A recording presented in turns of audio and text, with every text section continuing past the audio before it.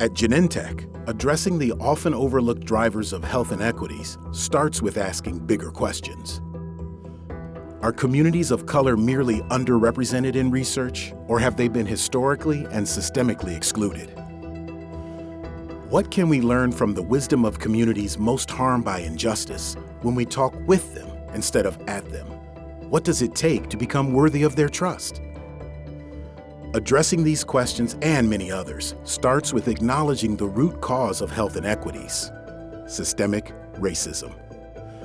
As the founders of the biotech industry, Genentech is actively working with community organizations to repair the damage caused by systemic racism and improve health outcomes.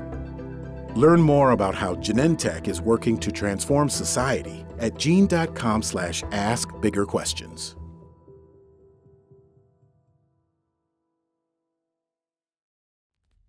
So it is Easter Sunday, and I just pulled up to a spot in Hempstead where volunteers from Community Solidarity are setting up to give away food to members of the community here. There's about a dozen, maybe 2 dozen folks wearing masks, pulling out boxes and boxes of what looks like fresh produce. I'm going to go and see if I can speak with one of the organizers.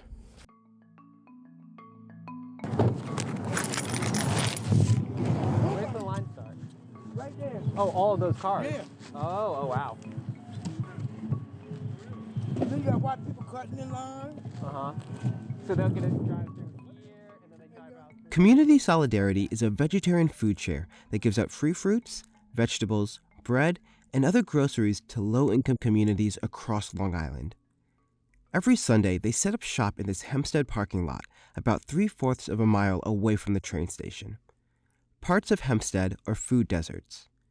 That means that many of the people who live here don't have easy access to fresh produce and groceries. The Nassau County Comptroller had identified 13 census districts in the county that face food insecurity. In these locations, at least 500 people live more than half a mile away from a supermarket or grocery store. 5 of those 13 neighborhoods are here in Hempstead. When I went to visit this food share in spring, it was a chilly, windy afternoon. The food share volunteers had some cool tunes playing in the parking lot. It really set the mood, almost gave me a community barbecue type of vibe. There were scores of cars lined up in rows at the back of the parking lot. It was similar to something you would see at the start of a NASCAR race. Each one of the cars had a family waiting inside, some with kids in the back seat. Some of the cars started lining up as early as 10 a.m. in preparation for the free boxes of food that's given out around 3 p.m. I met a man named James Boone, a resident of Hempstead for more than 30 years. It's bad because on any given Sunday we get over 300-400 cards and we have a walk-up line that we get like 200-300 bags for them.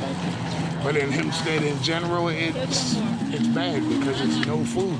Everybody's struggling because there's no money.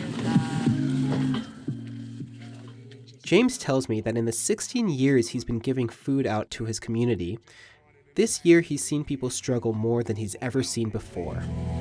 It's crazy because it's more people than we had imagined that we would have here. You know, and I've never seen it this bad out here as far as the food insecurity goes.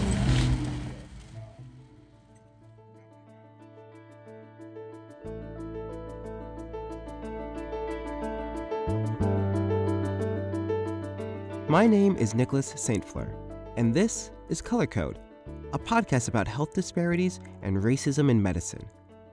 This season, we're focusing on health equity issues on Long Island. In this episode, we're taking a look at food insecurity. We'll be talking about how food insecurity disproportionately impacts Black and Brown communities, and we'll highlight some of the community efforts that are helping struggling Long Islanders feed their families.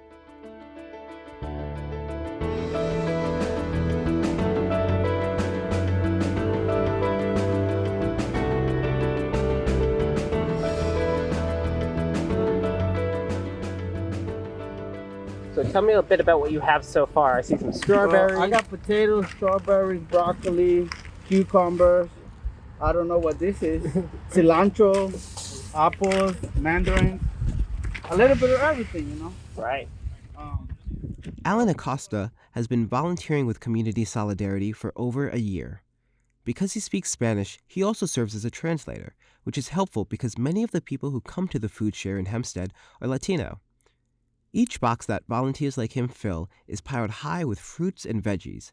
Once he fills up his box, Alan then puts it into an enormous pile of cardboard boxes that are also overflowing with colorful vegetarian food. What's going on here in Hempstead is something we're seeing happen all across the country. With extended pandemic benefits to SNAP, the Supplemental Nutrition Assistance Program, winding down in February, and inflation sky high, many families are struggling to put food on the table, especially in places with a high cost of living, like Long Island. Some volunteers, like James Boone, wake up every Sunday at 6 a.m. to drive vans to Trader Joe's and other grocery stores across Long Island. There, they pick up produce that's about to be thrown out in the dumpsters. It took James, Alan, and the dozen or so other volunteers several hours to unpack the van and put together a couple hundred boxes. There's also a spot near the sidewalk where the volunteers have about 75 grocery bags filled with food. The bags are for people who don't have cars, who walked or took the bus to the food share. I spent the entire day with these volunteers, and man, they were just going nonstop. On some days, they serve several hundred people, so much so that they have to turn people away as supplies often run out. Look at that. You have 1, 2, 3, 4, 5, 6, 7, 8, 9 rows going down. 1, 2, 3, 4, 5 going up. And then on the side, it's another 1, 2, 3, 4, 5, 6. So I can't do the math off my head, but it's probably a lot. It's a lot. Yeah. It's getting close to 3:30 p.m. when the distribution starts. Right now it's going to be like rush time. You know, rush hour, when they come up, we just fill them up. Depending on how many people are in the car, let's say there's 3 people in the car, we put 4 boxes. And if we got plenty today, so they might get 2 extra boxes. It's going to be a good Easter for a lot of folk. Correct.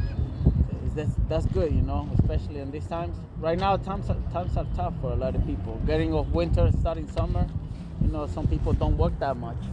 So this is a lot of help. Because I know a lot of people who come in the cars, and I've been living in Hempstead for like 19 years already. So I know a lot of people here, you know. People come here really early, like 10 in the morning, they're already in line waiting. We're ready. See the time? Okay. And with that, John says he's ready. The cars are filing in.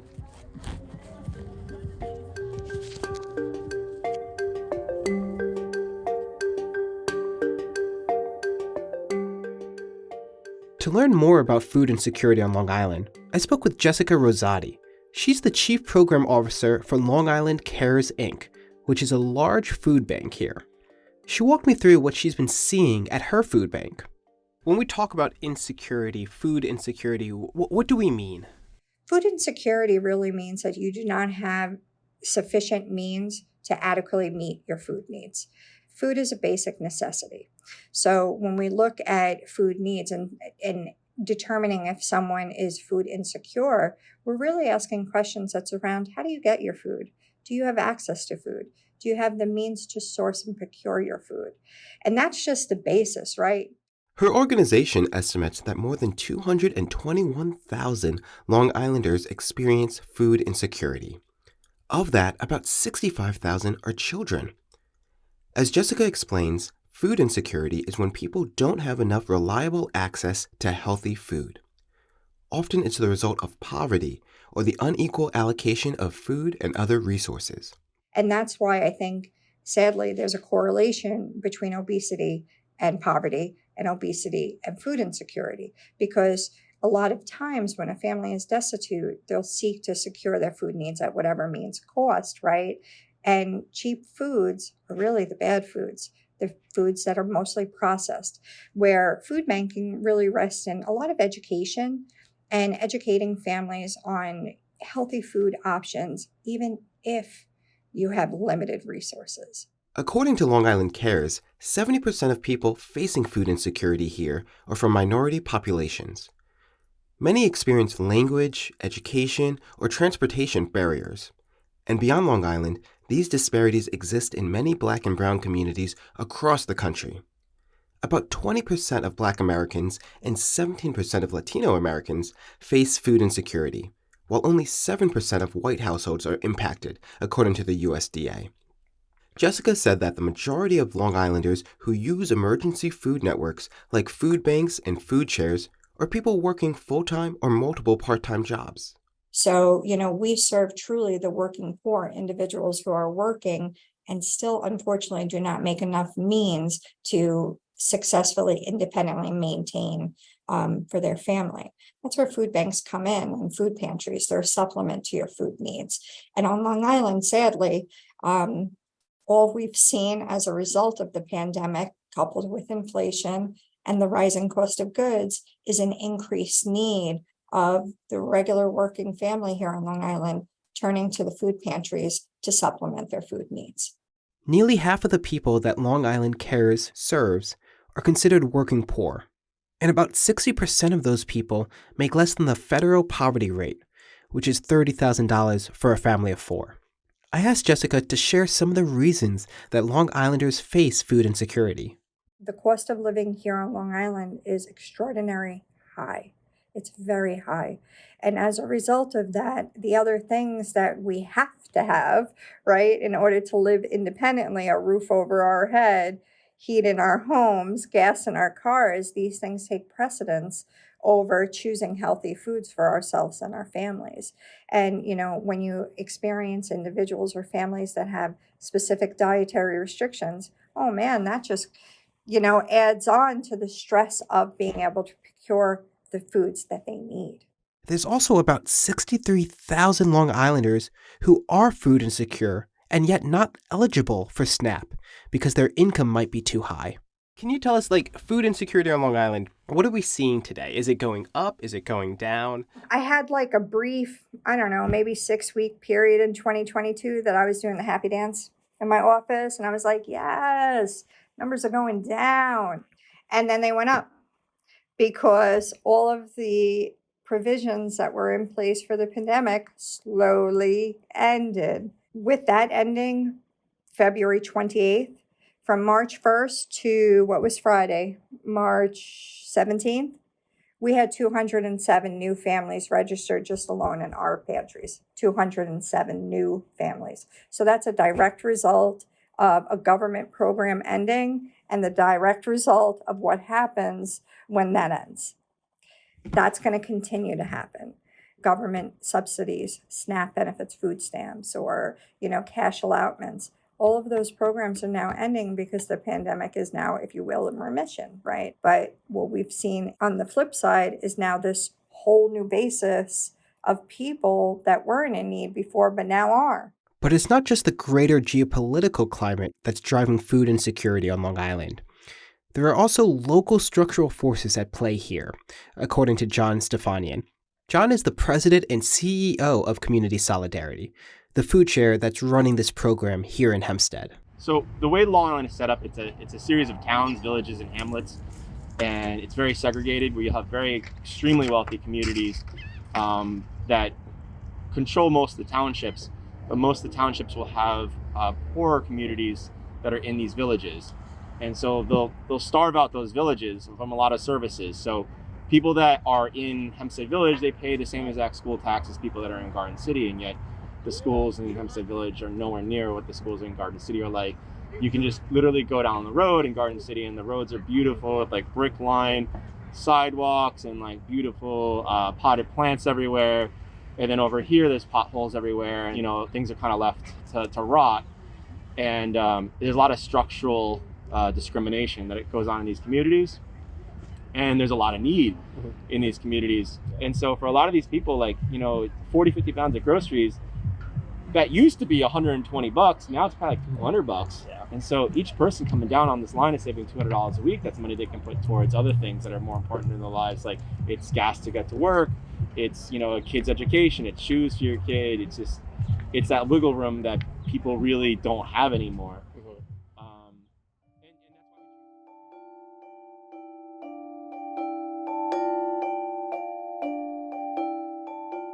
Walking around Hempstead, I notice a market here and there, but not a lot of places to get fresh produce. As we mentioned earlier in the beginning of the episode, parts of Hempstead are classified as a food desert. There are about 25 food deserts across Long Island, according to the USDA. Food deserts, again, are locations where it's nearly impossible to get access to fresh, nutritious produce and groceries. But food deserts aren't the only words used to describe what's going on in these communities. There's a governmental term. It's really fucked up. It's called sorry if it's called weed and seed. So this is a weed and seed community. And so, like back in the 70s, 60s, and 70s, they used to have redlining for like institutional discrimination, and then everyone realized what that was. So now they come up with this new name called weed and seed, which is like you want to weed out the people in the community you don't want, and then you want to seed in new people, and that's like the form of gentrification. So this is a weed and seed community where they're purposely trying to starve people out and push them out. There's a lot of plans for development that, Tambra Raye Stevenson uses an even stronger term for what we see in places like Hempstead, which have large black and brown populations. That term, food apartheid. So when we talk about a food apartheid, that understands the structural inequities rooted in historical policies and contemporary that still play out the same injustice. And it's understanding that it's rooted not only in race and geography, but also in economics. Tambra is the founder and CEO for WANDA, Women Advancing Nutrition, Dietetics, and Agriculture. WANDA helps empower Black women to tackle issues of systemic racism in the food system. They host workshops, fellowships, and they do advocacy work. She lives in Washington, D.C., but her work also addresses issues across the country. And so when you look at South Africa and how apartheid showed its ugly head with this extreme living conditions and suffering and oppression, this is what we see when we think about food apartheid, is how have we created an environment where we have disabled and created an obesogenic environment that ensures that anyone who is living in that community will have a life expectancy at least 10 to 30 years shorter than someone on the other side of town. And so beyond redlining that we see around housing inequities, these pervasive systemic inequities are seen through the lens of food. And it's all connected to economic disparities. The basis is poverty. If you cannot afford food, you are insecure. In addition to Hempstead, there are some other food deserts on Long Island. One such place is Wyandanch, which is in the western part of Suffolk County. It's about 40 miles from Manhattan.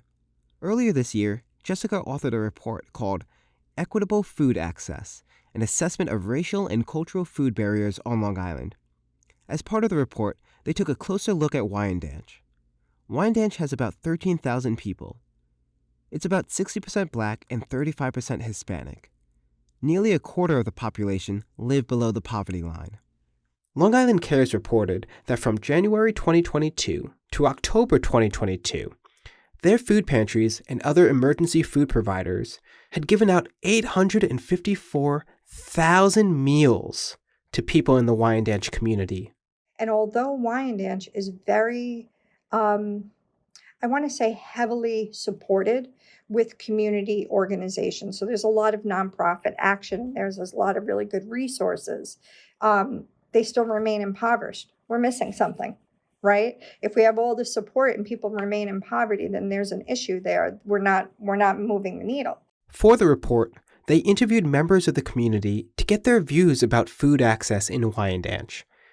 The researchers came back with some themes from their conversations: food deserts, lack of transportation, inflation, wealth inequality, high cost of living, inadequate and inefficient government programs, and generational poverty. A few of the quotes really struck me. It said, quote, "Half of the people are holding onto their houses by the skin on their bodies." Another said, quote, "Inflation is killing me. It's killing me because of food shopping. I used to go into the store and spend a good $280 and be all right. But now I go in the store and I'm spending $500. So I asked Jessica, what are the solutions to Long Island's food insecurity issue? What can be done? Advocate, advocate, advocate. In the New York State budget, there's a cut to hunger prevention. So we've been advocating wholeheartedly for Governor Hochul to put that back in her budget. For us, it kind of creates a perfect storm, right? When you see an increased need and then you see a cuts to programs, you're like, what? Because we still have an ethical responsibility to serve that need. So that's where our advocacy and our education comes in, twice as fold. Jessica is also in favor of changing poverty guidelines to make them relative to a person's location. The guidelines are used to determine if someone's eligible for low-income assistance. For a family of 4, the federal poverty guideline is an income of $30,000. Jessica told me that puts Long Island at a disadvantage because the cost of living here is so high. While estimates vary on what a living wage is on Long Island, it's clear that Long Islanders need more than double $30K to pay for everything that they need. It doesn't match what it looks like here. In other words, we have the similar poverty guidelines to a demographic across the nation that may be suburban by landscape, 2 counties, and what they can afford to do with the same amount of money is a whole lot more than what we can do. And until that's addressed, we're always going to be in this kind of rut of being able to provide for the working poor. Wow. So what is it that needs to change, or what is it, or who needs to be Regionalize listening? the poverty guideline. Say that again? Regionalize the poverty guideline. And what would that do exactly? That would make all the people who are not currently eligible for SNAP benefits eligible. So they too can have relief like everybody who is. But SNAP is just a piece. SNAP provides food support. It does not provide household items, personal care items, toilet paper, things that you're like, my God, that's a basic necessity. It's not included. Those programs have to be looked at. When they were created under President Johnson back in the 60s, they have not changed. They need to change. They need to kind of evolve just the way our network constantly has to reinvent, constant evolve, and I think that's what Long Islanders deserve. I think that's what every citizen deserves. Every person living within our United States deserves, period.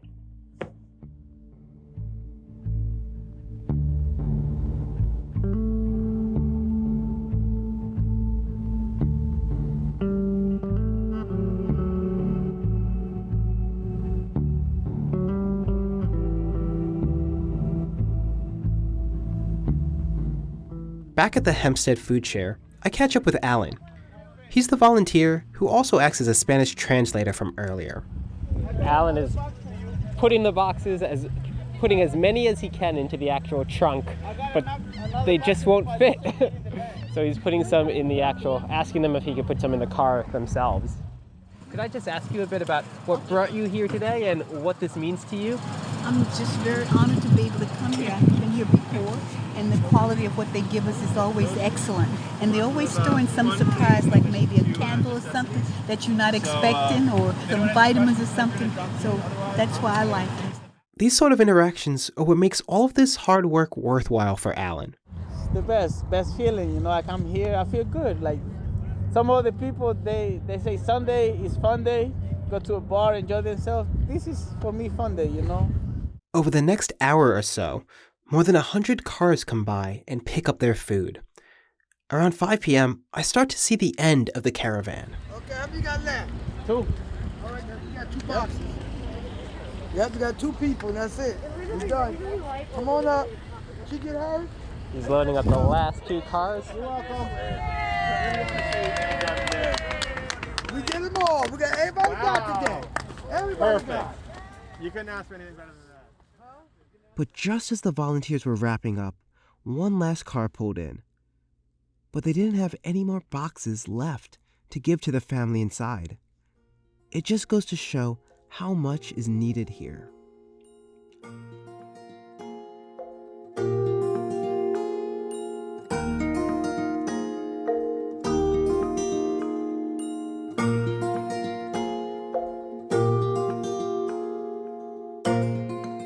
Food shares alone won't solve Long Island's food insecurity problem. there are just too many contributing factors to it. High housing prices are a serious problem. SNAP benefits dissipating is a serious problem. Lack of access to reliable transportation is a serious problem. Inflation is a serious problem. As Jessica from Long Island Cares said, there are concrete policy changes that our leaders need to make. And it seems the best way to pressure them into taking action is for people to advocate. But we all know governments are slow to action, especially when it comes to helping those who are most marginalized. So I'm not holding my breath to see what happens there on the political side of things. But in the meantime, I'm happy to see that there are people like John, James, and Alan on the literal front lines rolling up their sleeves and addressing food insecurity on Long Island. One box of fruits and veggies, rescued from a dumpster, at a time. Even if that means coming out on Easter Sunday or on their birthday. Happy birthday to you. Happy birthday to you. Happy birthday, dear John. Happy birthday to you. Thank you, everybody.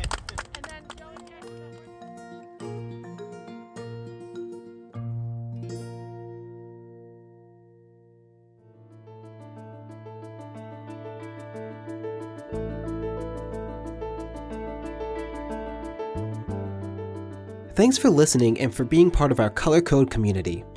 Our team here at STAT is Alyssa Ambrose, Hyacinth Empanato, Teresa Gaffney, and me, Nick St. Fleur. Anil Oza is our intern. Our theme music is by Brian Joel. Hyacinth Empanato contributed reporting to this episode. Thanks to the Commonwealth Fund for supporting this podcast. If you like the podcast, please leave a review and subscribe. And if you have any thoughts for us, you can reach us at colorcode@statnews.com.